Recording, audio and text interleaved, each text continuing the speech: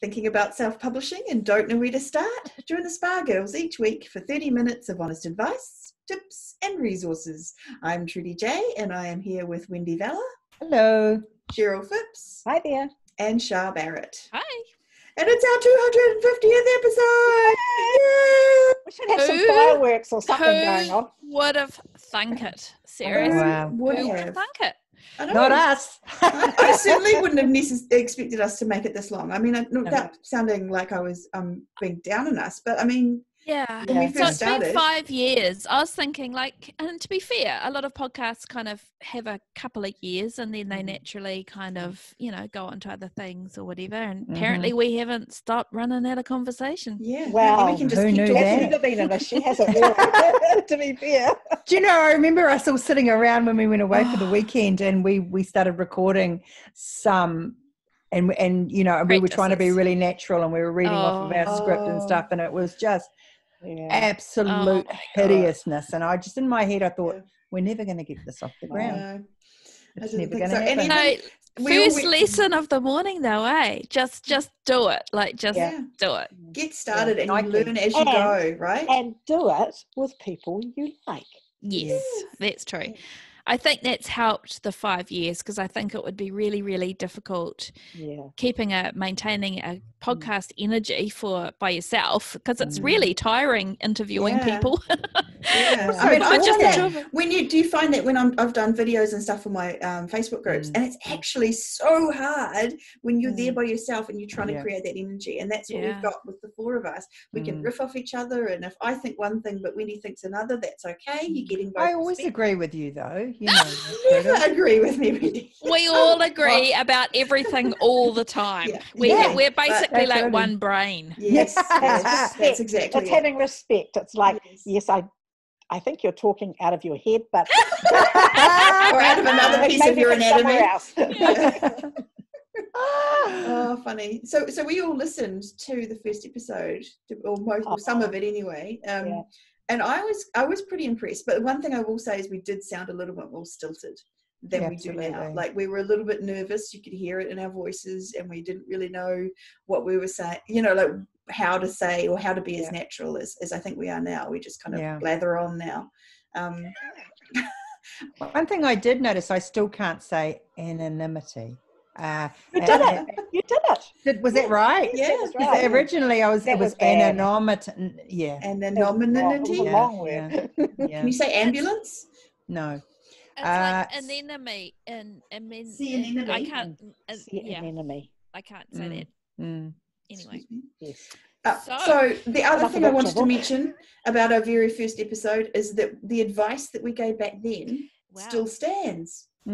I was pretty impressed that we actually knew kind of what we were talking about. I'm proud of it, to be honest. I agree. Because we didn't know what we were talking about. and yet, did we? Clearly we did. Well, the point is that we now know more. Like we now know more. Like we have 5 years worth of more knowledge than we had back then. But even that back then, I feel like I didn't listen to it going, oh my God, what the hell were we talking about? Why did we say that? Like, all the stuff that I heard, specifically from the very first question, was solid. It was good. So go us. And I also think we'd come off though like many years of attending writing conferences and mixing with authors and kind of being in the publishing world periphery, if you like. So we weren't complete greenies to it, kind of just thing. Just podcasting. Plus, we're also sensible women. Can I just say? And we also had enough life experience to know that there wasn't a magic wand to anything in life, and that hasn't changed. No. No magic wands. Well, maybe we should talk about what we did say. So what I'll do, I'll ask the question, and I'll just quickly do a real brief what you said, and then you can say what you would say the answer to that question would be now. Is that cool? We're all okay with that? Okay, so the question I asked, which I have to say, I keep saying this, but it's a slightly odd, like I didn't phrase it very well, but anyway.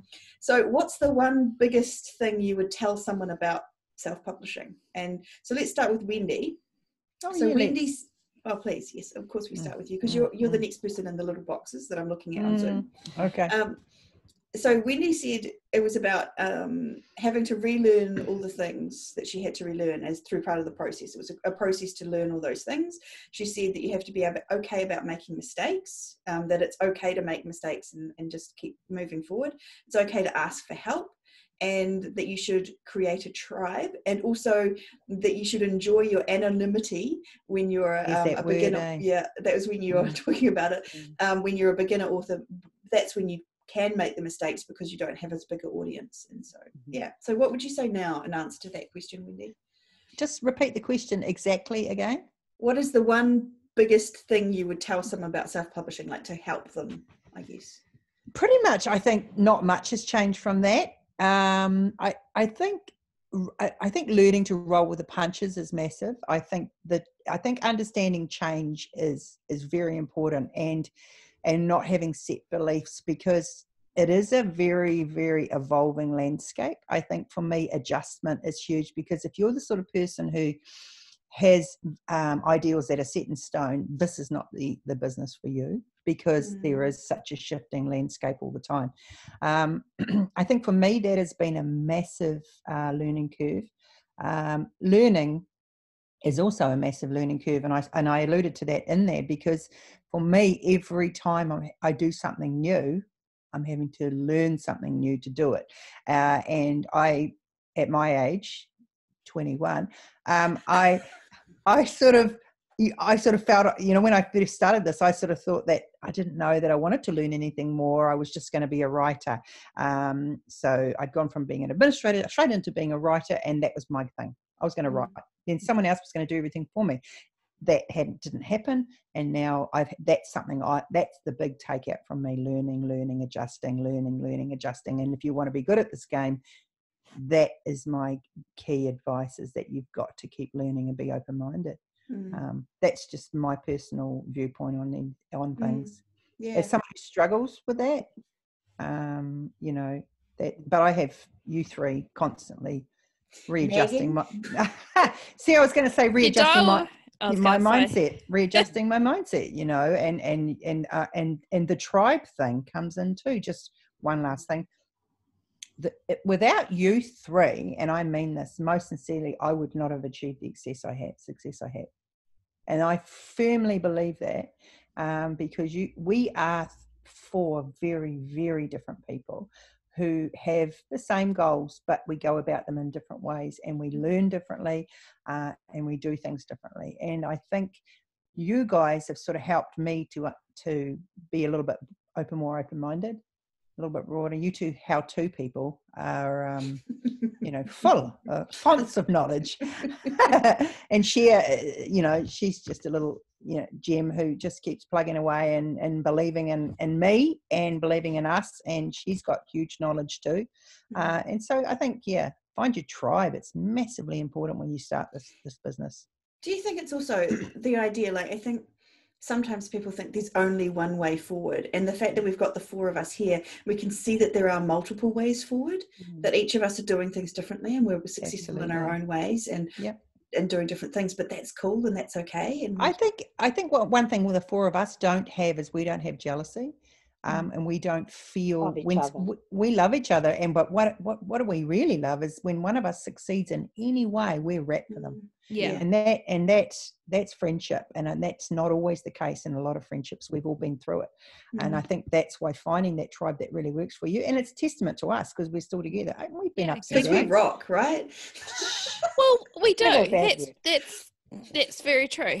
Yeah. But we have had our debates, and we do push back on each other, and we've had ups and downs in our personal lives, and we've been there for each other. But I think the bottom line is, through our differences, we're actually united, and we do very well through that. Agreed. I think it's quite sad when people try something and they fail at it for whatever reason, because maybe it just wasn't right for them in the first place, and they didn't see that. And because we have each other, we can say, okay, so you tried it, it didn't work. Maybe you'll need to try it again at some other stage when you've got your head around it properly. Or maybe it's simply, that wasn't your thing. Now what are you going to do? That's what the support that we offer each other. And it doesn't have to be 4 people. It could just be 1. But as long as you have somebody that will talk you down off the ledge, Yeah. I think you have to have a cheerleader, right? You have to have a cheerleader. Yeah. You do, you know? Yeah. And it could be a partner or somebody not in the business, but I think having somebody like we do, because we're all working in the same business, it's, I don't like to say it's better, but it's just, I don't know. They know and understand more, right? Like we understand what each is going through. And it's not like, so, you know, I could say to my husband, oh, I got a book bub, and he'd know exactly what that was, but he wouldn't really know all the ins and outs. Wouldn't have the absolute joy and ecstatic joy that we would feel. Exactly. And I just also think it's actually, I think part of our strength is the fact that we're all so different, and that we don't agree on everything, and that we have different points of view, because it's very easy to end up in an echo chamber, I think, if you're in a critique group or a small group of writers, and you're all kind of doing the same thing. It can work against you if everybody, if that's all you think you know is available or is the right strategy or whatever. I think it's actually really good to have other influences and other opinions. And the reverse is true too. If you find a group of people that are like-minded, if they're not lifting you up, if they're constantly pulling you down, well, that's it too. Either. Yeah, exactly. And that's something we've always had each other's best interests at heart. Yeah. And that's very true.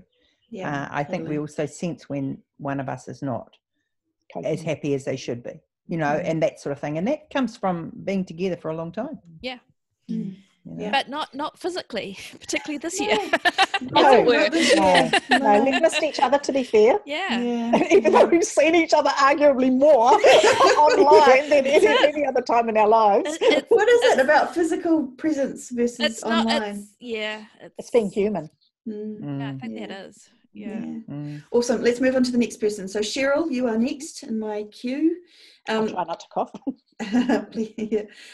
So you said, in answer to that question, what is the biggest thing you would tell someone about self-publishing? When I was first publishing, I was so desperate to get a book out that I just put it up. And what you'd said was actually it would be a better idea to maybe get a few books done first, and to maybe put them up at one time or close together. And you also said don't rush it, to make sure you need to make sure that everything's right, it's all done properly, and then maybe have that next book or something else ready to go up once you've put your first book out. So that still holds true too, right? Absolutely. I published that first book in 2014, and I'm just reworking it now to republish. I've taken it down off most platforms, if not all, and I realised that book was pretty rubbish. To be fair. I was so proud of that book, and I had to get it out into the world, and I don't think I'm alone. I think the majority of authors, no matter how good you are at grammar or whatever, and how you pay to have a really good edit, as you work on more and more books, I think you just become a better writer. It's just organic. I mean, it's not well written. It's not well. Story is a good story. It's a great story, but So what's your answer now to what's the biggest thing that you would tell someone? I don't know that any of us or any so-called experts out there can talk somebody into holding on to a book. I don't know that anybody is capable of that, because when it's your first book, it's your baby, and you want it out. It's totally understandable, and do it if you must. I'm just saying that in retrospect, had I had the ability to hold on to it a bit longer and maybe just sat it somewhere, just gathering a bit of dust, but also maybe I'm improving, you know. But maybe you don't improve till it goes up. I don't know. That's it. Maybe that was your learning curve. Yeah. You know. True. But sometimes it's kind of what we said before. You just have to kind of get out there and get amongst it, and don't be too afraid to put stuff out. Because I mean, if you hadn't published that one, you might not have published the next one, one. You know. So it creates a momentum. Definitely started the ball rolling. So I wouldn't look back and say, oh, it's a terrible mistake I made. I just No. I just think there's better ways of doing things, and of course, hindsight is inevitable, isn't it? As you go down the track, and I think that if I'd have had 2 or 3 books and had a series to put up, it might have been more successful. I might have been able to market it better. So that's where I'm coming from when I say that, even back then, it would have been a better idea. Was it Bend But Never Break? Was that the first book? Yes. Yeah, and so you switched genres pretty much straight after that, didn't you? I wrote one in romantic suspense. That's not going to do anybody any good, really. Another no that we always reinforce. I know. But that's why we reinforce it, because it's personal experience. Yeah, We've done it so that people don't have to follow that. And interestingly enough, because I've gone to have another pen name, that pen name writes Cozy Mysteries, which in essence is like a romantic suspense, less on the romance and maybe less on this. Well, no, I think so. You've circled right back. I kind of have. So that book is going up. Going back up. So do you have any other advice that you'd give people, like about self-publishing now, like as an experienced 5-year-old? I think I think feeling proud of yourself, allowing yourself to be proud. It's not narcissism. It's just, you worked hard. I know I worked hard, and I still work hard. Very. So why shouldn't you be proud of yourself for doing what you said you were going to do, which is finish a book? Every single book. Not just the first one or the last one that you've just put up, but all of your work. Yeah, that's great. Celebrating your successes. We sometimes we do forget that, don't we? We do forget. The more books we get up and the more success we get, we forget to celebrate it. Yeah, that's awesome. Okay, awesome. So let's move on to Shah then.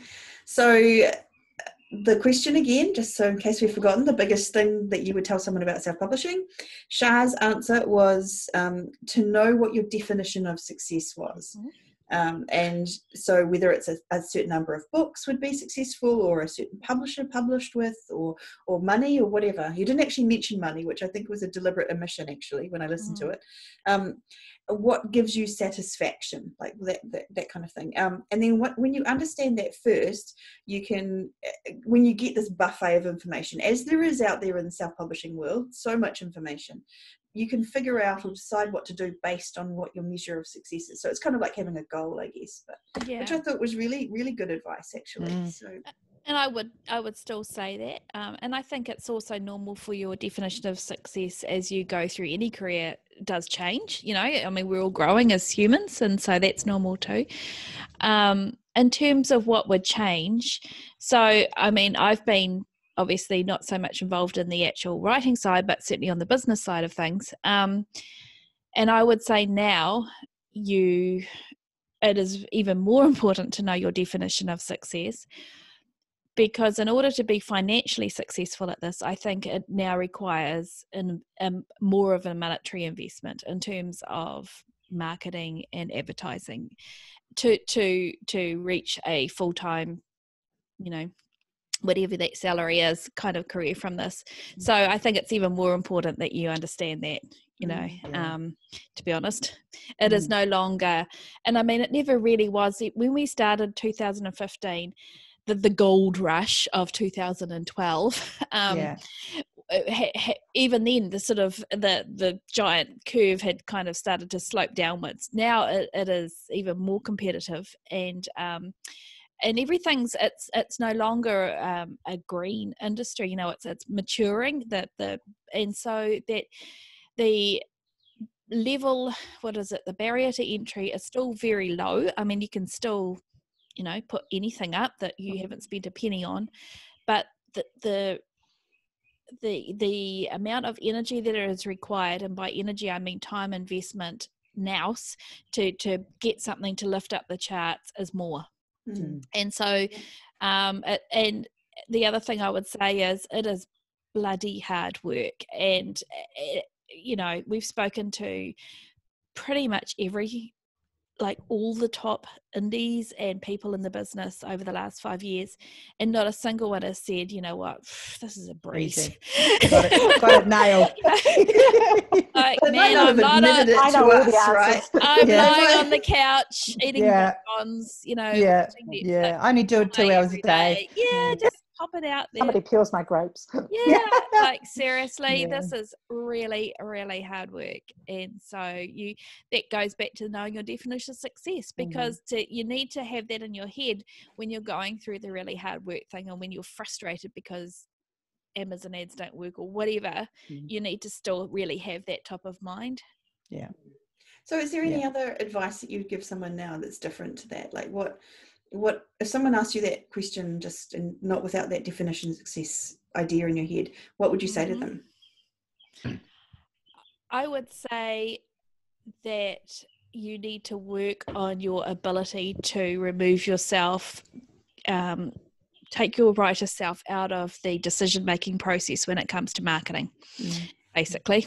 Yeah. You need to be able to really practice removing your ego and your artistic self out, and to be able to look at something in a really pragmatic and really analytical way, and that is very difficult.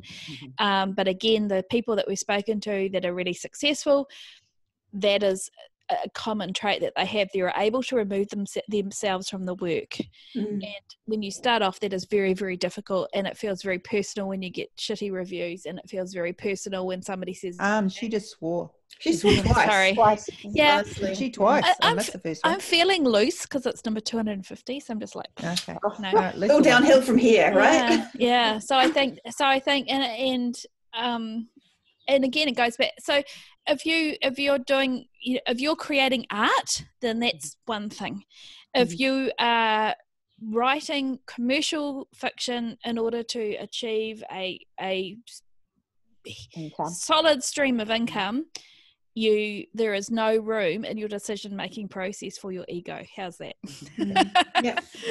That is very good. I agree. Yeah. What about you, Trudels? Well, for me, what I said was, I realized I need content, so I need to be writing the next book and not getting hung up on the marketing, which is what I did. I wrote one book and then I focused on all the marketing, and I kind of stopped writing for a while because I wasn't writing as much, and I got all excited and was thinking that this one book, if I just did a bit more advertising or if I just did something else, it was going to suddenly take off, because clearly I was going to be that anomaly that is an overnight success. The one we talked about that doesn't happen very often. Yeah, that was going to be me. And also secretly in my head. a familiar thing, right? We have no other authors that have done exactly that.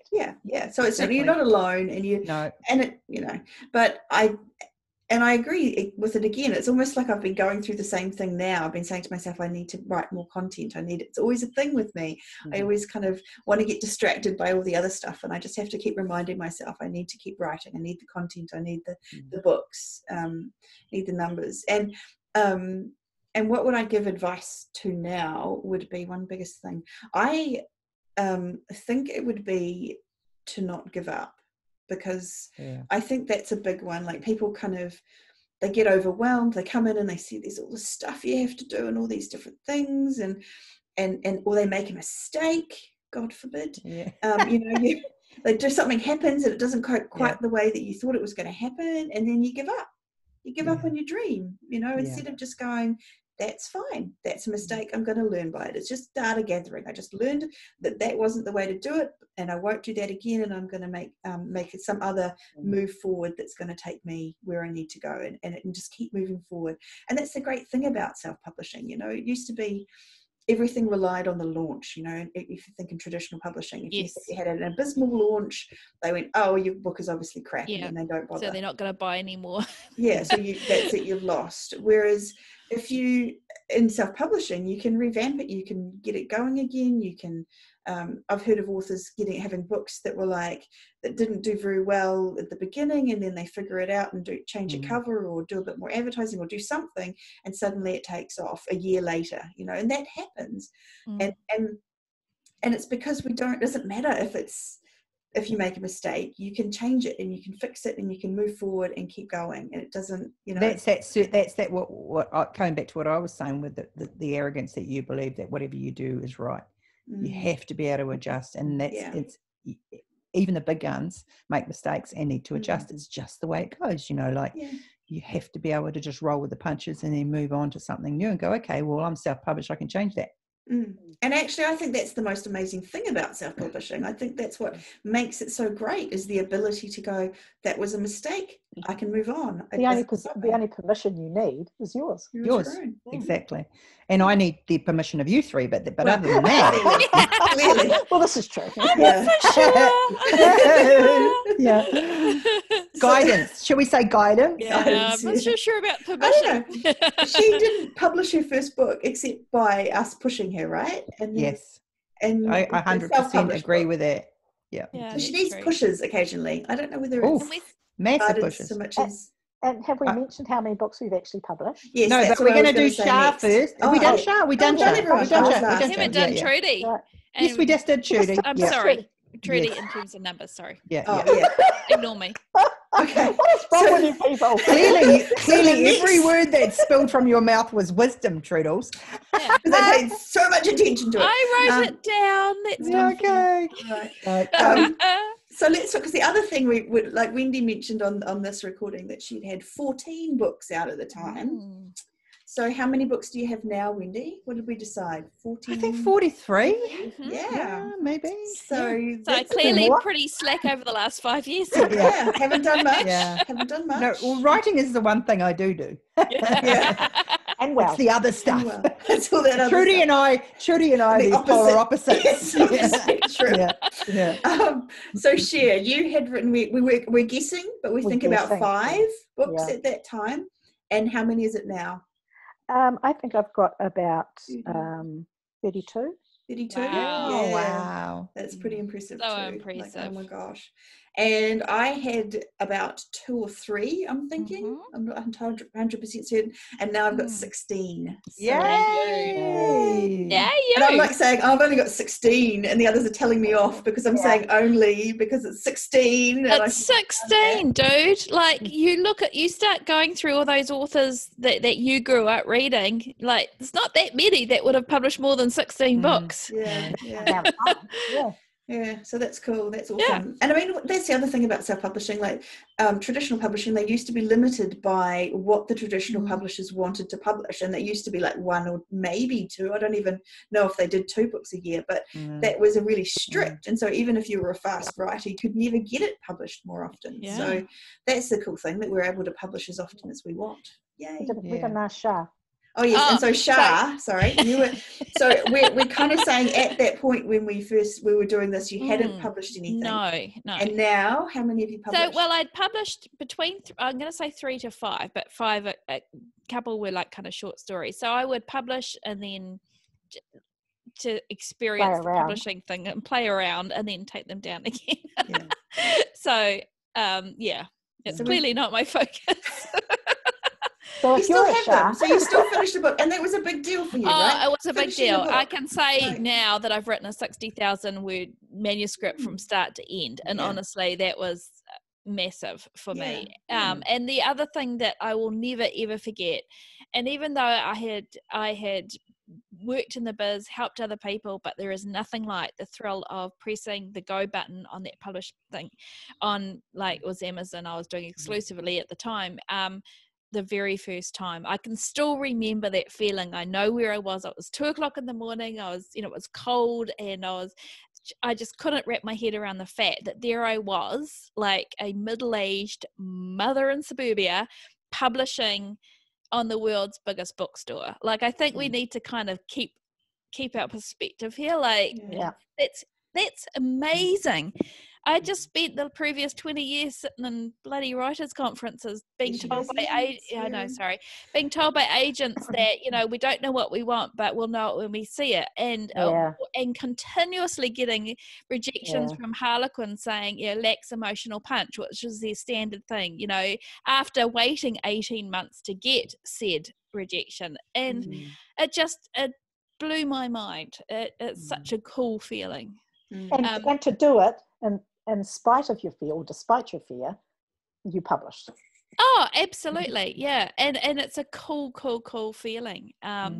For anybody, I'm not saying this in contrast to what she was saying before about kind of maybe tempering your pace a bit and maybe having 1 or at least maybe 2 to start with.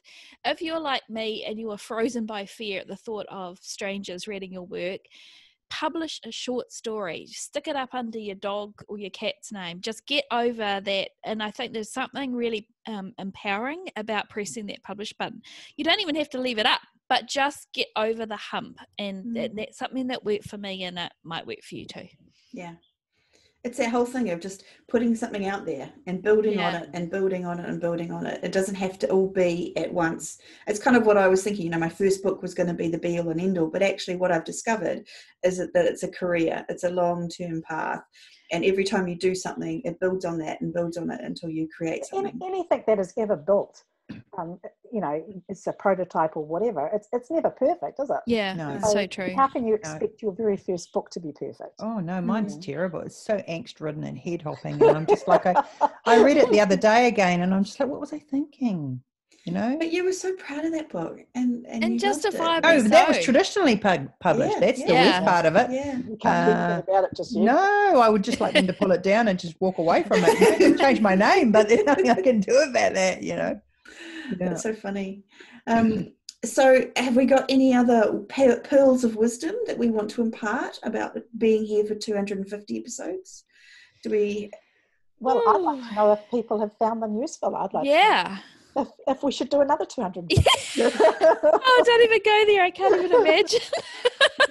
What's interesting is I've listened to lots and lots of podcasts of other people over time, and they do change and they morph, and you know, sometimes they move on to a point where some of them have moved on to a point where I can't actually that doesn't click for me anymore. I can't kind of associate with them, and I feel like we have always tried to keep it in a certain place. We've got our avatar Jasmine, who we use to make decisions on and things like that. So I'm hoping that we'll be able to do another 250 episodes and still keep in mind Jasmine and what she needs and how she's going and that kind of thing. Anyone? And I think we do pull it back to that. Even when we have guests, we'll pull it back to that basic level. And I think that's something we've always, like you say, a lot of these other podcasts are moving on from that.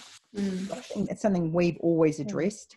I think, but I think it's something, because we're so conscious of it, we try really hard. I mean, as you get further down the track of any field, it's quite tricky to put yourself in a complete beginner's kind of space. You kind of take, you know, we spit out acronyms, you know, KU and this, and it's just remembering to kind of explain those. But I also think sometimes the basics are what's most important, and I think we forget that sometimes. We kind of go and try and do all this complicated stuff, and I think if we looked at every single one of our guests, I'd be hard pressed to think of someone off the top of my head who wasn't this way.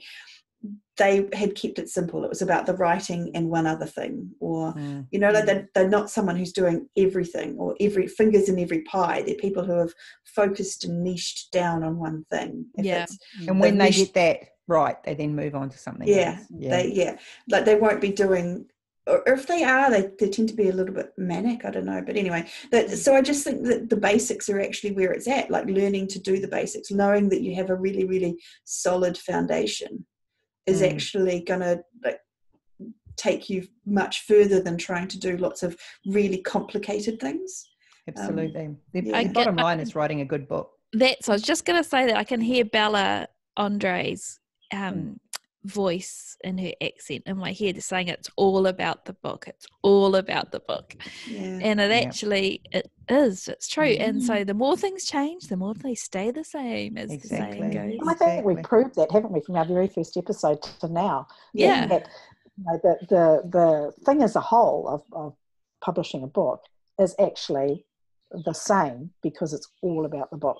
And I guess your mindset is what changes. You as a writer, you change, but you evolve in that way. But actually, the things that you need to do have kind of stayed the same. Absolutely. Because when you think about it, we've actually had some big changes in the publishing world, right? Like so you think about all the changes to KU, and I can't think of any other ones off the top of my head, but you know, those and people are, you know, angst about them, and it's, oh my God, this is a disaster. But actually, if you take it back, as we just said, it's about the book and about the writing, and which I think is actually really encouraging. And what's the thing that you have complete control over? The book. So yay for that, yay for self-publishing, yay for the Spa Girls, yay for 250. Well, here's the thing, so looking forward, so I'm going to throw this at you guys because Trudy's always throwing stuff at us, and I have no answer to this, so I'm going to be the one posing the question. And in 5 years' time, what do you want to be saying about what you've learned? you notice there was a dead silence there? I would like to say that everything I've learned that works for me, I've put into practice, or everything I've learned, I've tried at least once, because I am guilty of, if it comes a little bit hard, then I just go back to the writing, which isn't a bad thing, but there are things I know I could do better. I would like to think that I would say how glad I was that I believed in myself and that I kept going, and that I owed my success to my determination and grit and the not giving in. I think I would like to say I got a better read on the situation insofar as, because with my success, I've been able to get people to help me and to let go of the things that I can't do. And that has made me stronger as a writer, because other people are doing the things I can't do. And understanding that this, for me now, it's a bit of a team thing. I write the books and someone else does other things for me. And I think it comes back to evolving with change and not having my finger, having my finger in every pie, especially when the pie, I really have no clue what the pie is made of, so I think letting go is really hard when this has been your gig for so long, and I think that's something that this year has taught me to do, and that's let go. That's nice. Even if it is, even if the people around me are bossier than I am, but No, I'm sorry, you're really bossy. Just so I know. Yeah. Just FYI. Yeah. I don't think she's bossy. I genuinely. You say that with a high pitched voice. I just said that was calling to the dogs in the neighborhood. Yeah. Like, but it is. Yeah, I agree. So what do you show? So for me, it would be kind of honoring how I work best, and I'm talking mentally, spiritually, all of that kind of thing. I think it probably comes with aging. A lot of us are trying to do different roles in life and trying to be who we often think other people want us to be, or act in ways or think in ways, and it's kind of, so mine is very much more of an inward thing, shall we say? And with that comes a lot of peace. When you're kind of working with your strengths rather than trying to constantly shore up your perceived weaknesses. So being happy with who you are and your choices you make. Yeah. Yeah, that's a good one. Wish I'd thought of that. Yeah. Suddenly not so happy with our answer. Awesome. On a positive note. Yeah, on a positive note. So what is a positive note? What do we want to say? Keep going. Yeah, thank you for joining us. And thanks for joining us. And thanks for joining us. Yeah. Honestly, I mean, when we started, we were literally talking into the void. Yeah. We had a couple of people. Thank you so much to particularly those early listeners, Jamie, Carla, Fred, who used to comment, and we had one or two comments, and we couldn't believe that anybody other than ourselves, like literally our families, didn't listen. No. Side note, if you're going into writing expecting your whole family and friends to be supportive, don't. It's just easier not to. But now they are. I think everybody's kind of proud of us because we hung out, and I'm proud of us for that. Damn it. And I think for me personally, having women's voices in this space was really a real driver for me wanting to do this. And I'm really proud that we're still here, and there's more female voices in the space as well. I'd like to say on that, thank you, Jez, too, for listening to us. Jez has been awesome. Yep, he was. Absolutely. And now thank you very much to everybody that shares us and that, suggests guests and suggests topics and comes on. We love you all. How lucky have we been to speak to some amazing people? Incredibly. Yeah. I feel very fortunate. Very lucky. I was just going to say, I just remember when we first started and we used to sit there going, no one's listening to us, so we can say whatever we like. we'll just say a whole lot of nothing and it won't be fine. And now we've got thousands of people downloading us, and it's like, maybe we have to, actually know something, which is lucky because now we're 5 years on and we do know a little bit. Well, we know a bit.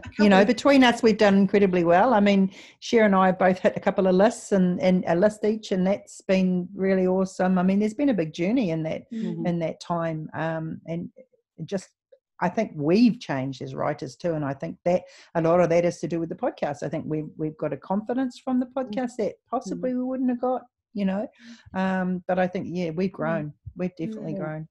So we hope everyone who's listening Yeah, I was going to say, everyone who's listening, I hope you've grown too and you've enjoyed it. And yeah, we're thankful that you're all there listening to us. And that just thankful. Yeah, absolutely. Thank you. Yeah, thank you. Thank you for listening to our absolutely. Awesome. So I think that might be the end of this episode of the Sparks podcast. So thank you all for listening. We are truly, truly grateful to every single one of you. Where can we be found if someone wants to comment on this podcast? Well, surprisingly, at spargirlspodcast.com. And just for anybody that's just now learning about us, SPA stands for self-publishing authors. So that's how we got the Spa Girls. So we're not massage people. No, and I mean, give facials. Hindsight, possibly not the biggest, greatest name, because it's a bit dodgy when you look us up on YouTube and type Spa Girls. Don't do that. Oh, really? Don't do that. But we kind of own it now, and I love it. I think I talk about the Spa Girls. My daughter says, "Oh, are you going on with the Spa Girls now, Mum?" Our bright pink colours still stand out on all those on the different apps. So go us. So spargirlspodcast.com. See you online.